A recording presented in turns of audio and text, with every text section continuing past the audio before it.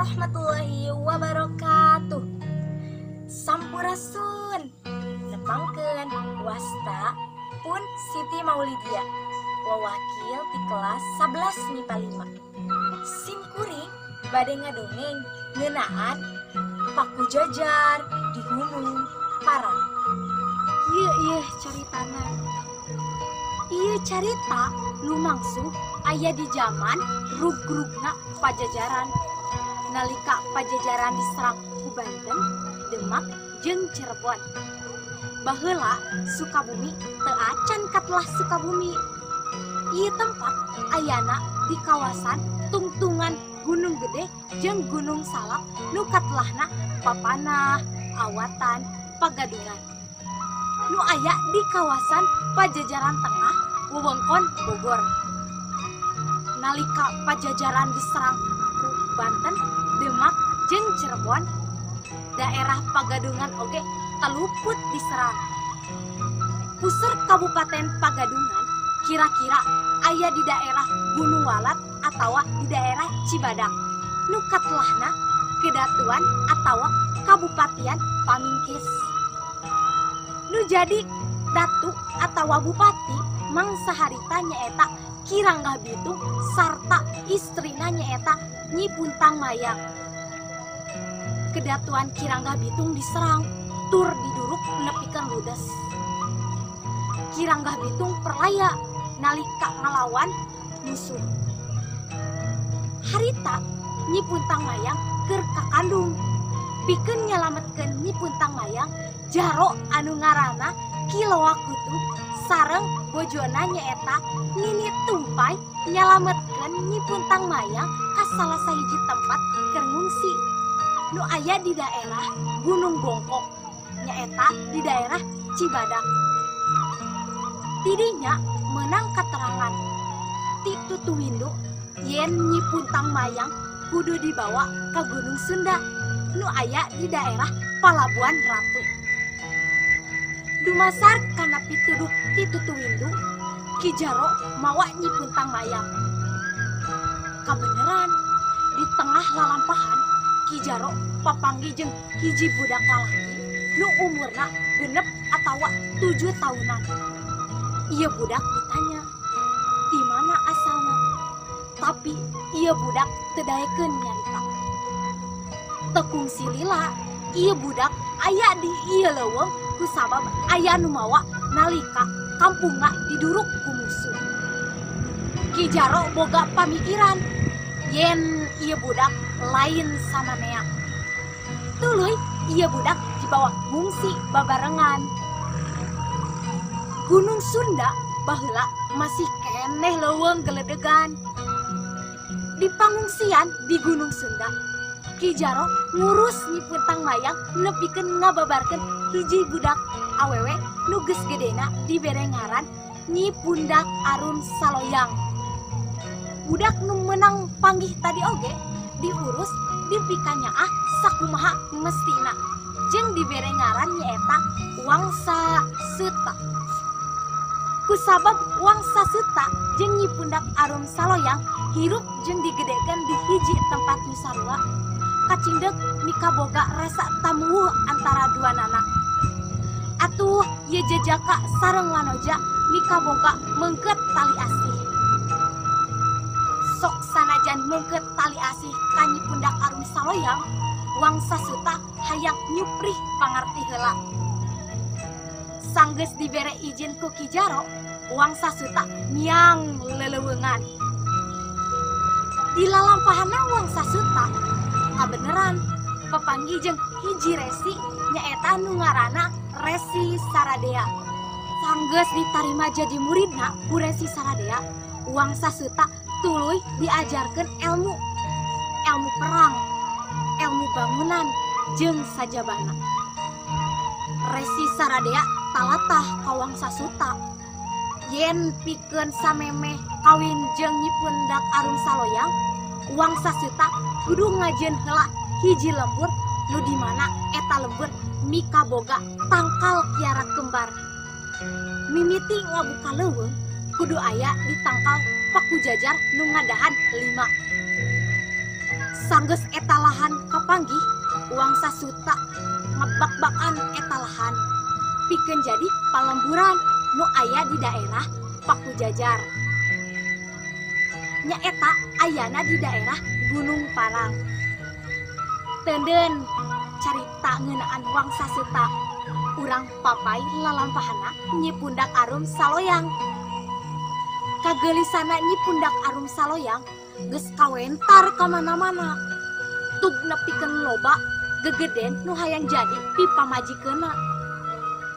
Hiji mangsa datang salah sahiji utusan di Demang Sakamukti nu hayang ngalamar Nyi Pundak Arum Saloyang pikeun jadi selir.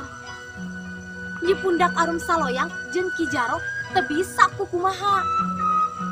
Saestuna eta lamaran ditolak ku Nyi Pundak Arum Saloyang, tapi Nyi Pundak dipaksa. Ngarasa dipaksa, Nyi Pundak Arum Saloyang tegenah tug nepikeun gelut jeung eta utusan. Kusabab Nyi Pundak Arum Saloyang nyaeta wanoja nu mikaboga elmu sakti, eta keris nu rek nyerang Nyi Pundak Arum Saloyang kuat dipelengkung-pelengkungkeun nepikeun rek potongna.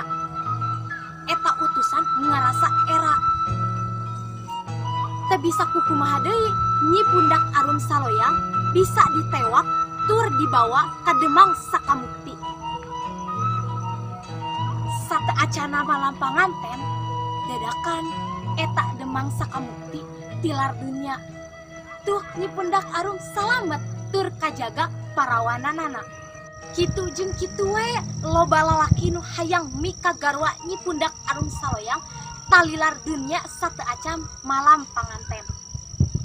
Hiji waktos ieu warta ngeunaan Nyi Pundak Arum Saloyang kadengeun ku Demang Kartala ti Mangkalaya.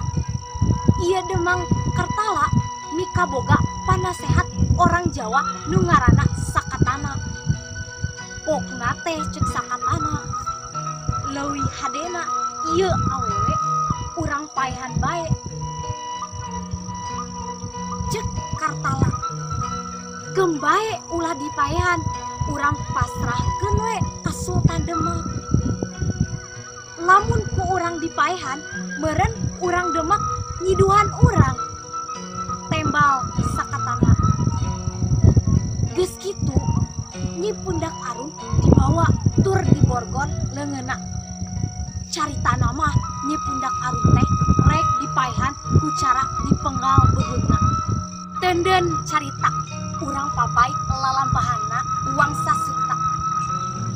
Harita Wangsa Suta keur ngabak-bakan eta lahan pikeun jadi pelemburan. Hiji waktos Wangsa Suta keur sare gorejat manehna gudang ngarasa ruas tur tegenah hate. Tuluy manehna lalampahan tug nepi ka hiji tempat nu aya di daerah Cisaat, Sukabumi. Kabeneran Wangsa Suta papangi jeung Nyi Pundak Arum Saloyang nu rek dipaehan ku cara dipenggal begeungna. Sateacana eta bedog nepi kana beheungna Nyi Pundak Arum Saloyang, buru-buru Wangsa Suta nyalametkeun Nyi Pundak Arum Saloyang tur ngaharewos.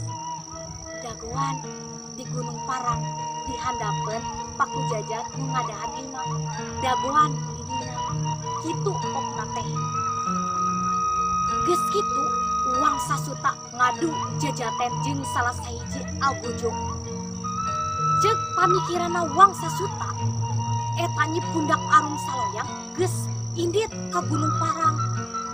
Tapi pamikiranna Wangsa Suta salah. Eta Nyi Pundak Arum Saloyang dibawa diabuskeun kana karung tur eta karung dibeungkeut luhurna. Caritana mah eta Nyi Pundak Arum rek dibawa ka Teluk Putri nu aya di daerah Jakarta. Sanggeus ngelehkeun eta algojo, Wangsa Suta buru nyusul Nyi Pundak Arum ka Gunung Parang.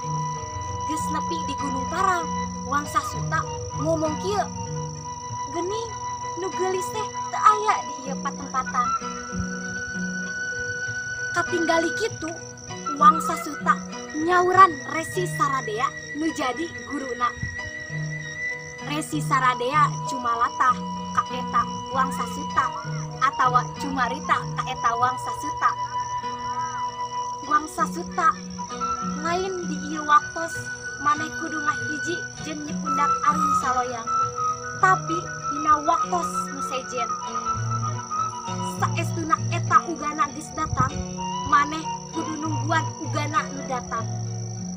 Dina eta waktos bakal haya hiji wanoja nu nuntun masyarakat, nu ngagegeden hate wanoja nu dipikan nyeri ku salakina. Dina eta waktos maneh bakal ngahiji jeung manehna. Dina legenda Sukabumi, uang sasuta keur ngabak-bakan eta lembur tug nepikeun loba jelema nu bubuaran ka eta patempatan. Tegal Kole tug nepikeun jadi kotana. Ieu tempat ayeuna katelahna Sukabumi.